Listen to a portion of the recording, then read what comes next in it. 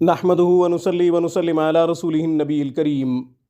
ناظرین، روحانی کلینک کی طرف سے السلام علیکم ورحمۃ اللہ وبرکاتہ۔ ناظرین، آج کی گفتگو میں دل کی تمام بیماریوں کا قرآنی علاج آپ کی خدمت میں پیش کرنے کی سعادت حاصل کرتے ہیں۔ ناظرین، یہ عمل، یہ قرآنی وظیفہ کسی اللہ والے نے دل کے مریض کو بتایا۔ دل کا وہ مریض جو لا علاج ہو چکا تھا، جسے ڈاکٹر نے یہ کہا تھا کہ آپ گھر جائیں، اللہ اللہ کریں، کھائیں پئیں، زندگی کے بقیہ ایام گزاریں، آپ کا کوئی علاج نہیں ہے۔ مگر ایک صالح اللہ تعالیٰ کے مقرب اور مقبول بندے نے اسے ایک وظیفہ بتایا۔ جب اس نے اپنی مایوسی کا اظہار کیا اور نا امیدی کا اظہار کیا کہ میری زندگی بہت تھوڑی ہے، ڈاکٹرز نے مجھے لا علاج کر دیا ہے، تو ایک اللہ والے نے وظیفہ بتایا کہ یہ جا کر کرو۔ اس نے وہ وظیفہ کیا۔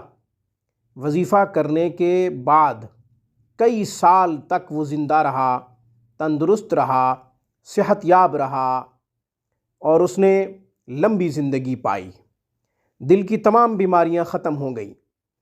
اللہ کے پاک کلام میں شفا ہے، اللہ کے قرآن میں شفا ہے۔ شفا کے لیے اللہ کافی ہے، شفا کے لیے قرآن کافی ہے۔ اب ہم اپنے عمل کی طرف آتے ہیں۔ وہ وظیفہ کون سا تھا، وہ عمل کون سا تھا؟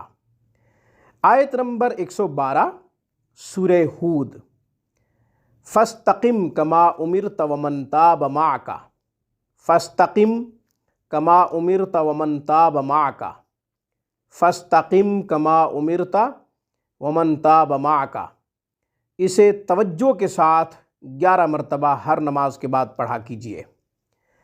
کسی بھی بیماری میں مبتلا ہیں تو آپ یہ پڑھیں۔ ضروری نہیں کہ دل کی بیماری میں مبتلا ہوں، کوئی بھی بیماری ہے جس میں آپ مبتلا ہو چکے ہیں اور بیماری منتخب ہو چکی ہے، تشخیص ہو چکی ہے کہ آپ کو فلاں بیماری ہے، بلڈ پریشر کے مریض ہیں، شوگر کے مریض ہیں، یرکان کے مریض ہیں، یا کسی بھی بیماری کے اندر مبتلا ہو چکے ہیں، اس کو پڑھیں۔ یہ ایسا جامع عمل ہے کہ انشاءاللہ آپ اس سے تندرست ہو جائیں گے، صحت یاب ہو جائیں گے، بشرط یہ کہ زندگی مقدر ہو۔ آج کی گفتگو میں بس اتنا ہی۔